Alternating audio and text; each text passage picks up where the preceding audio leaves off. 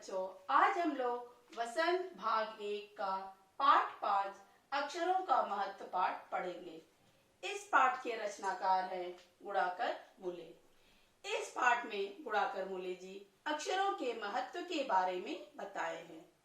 बच्चों, आज हम लोग तमाम तरह के वेद, पुराण, ग्रंथ, कहानी, किस्से, समाचार पत्र, हमारे कोर्स की पुस्तकें, जो कुछ भी पढ़ पाते हैं, उन सब के मूल में क्या है? अक्षर।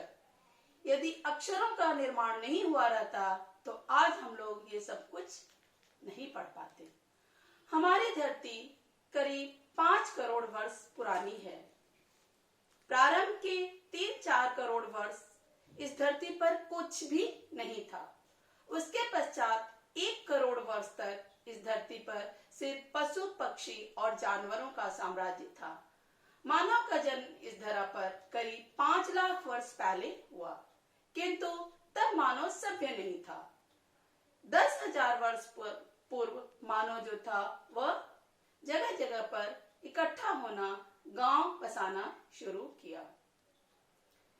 प्रारंभ में मनुष्य को अक्षरों की जानकारी नहीं थी, इसलिए वह अपने संदेश एक स्थान से दूसरे स्थान पर पशु, पक्षियों, संकेतों के माध्यम से भेजता था। किंतु 6,000 वर्ष पूर्व मानव ने अक्षरों का निर्माण कर लिया और अक्षरों के निर्माण के साथ ही एक नई सभ्यता का प्रारंभ हुआ। अक्षरों के साथ ही मानव सभ्य कहलाने लगा, क्योंकि अक्षरों की जानकारी होने के साथ वह अपने इतिहास को संजोकर रखने लगा। एक पीढ़ी का ज्ञान दूसरी पीढ़ी को हस्तांतरण होने लगा। हम किसी भी देश का इतिहास कैसे जान पाते हैं? क्योंकि वह लिपिबद्ध किया गया है। उसे पढ़कर हम कब क्या हुआ इस सब की विस्तृत जानकारी प्राप्त कर लेते हैं। लेकिन जब अक्षरों का ज्ञान नहीं था तब यह सब संभव नहीं था। हम जो कुछ भी जानते थे वह सिर्फ मौखिक भाषा के रूप में जानते थे।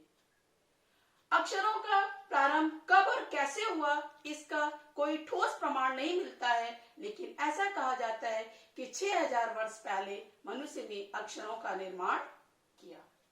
अक्षरों के निर्माण के पूर्व का जो काल है वह प्रागैतिहासिक काल कहलाता है, अर्थात इतिहास की जानकारी के पूर्व का काल।